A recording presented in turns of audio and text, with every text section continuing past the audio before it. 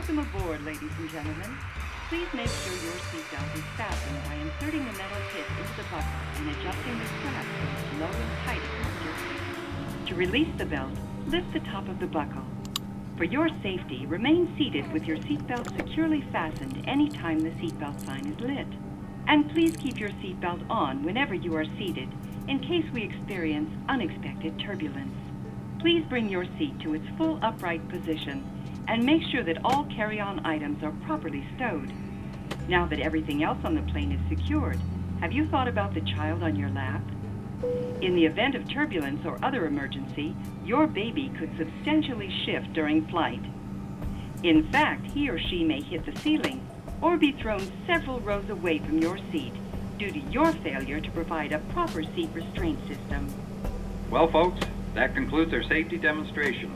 At this time, we'd like to invite you to sit back, relax, and enjoy the flight.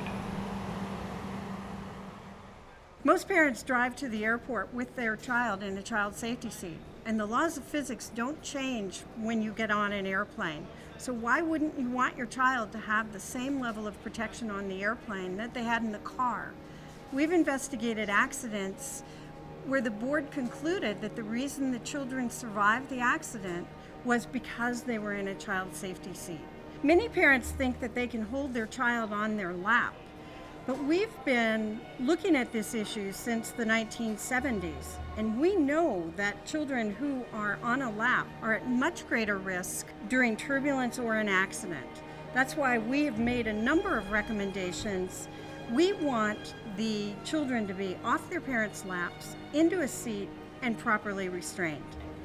The FAA recommends that children travel in child restraint systems, but they don't require it.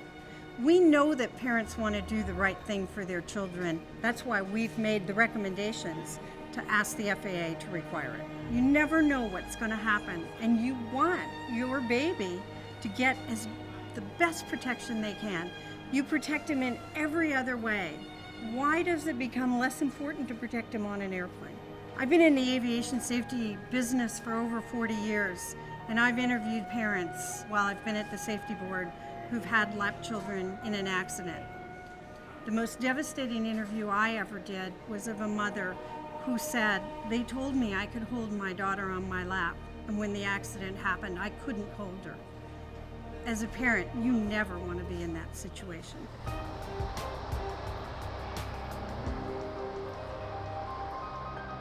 Simple precautions can sometimes mean the difference between life and death. Shouldn't your child be just as protected as you are?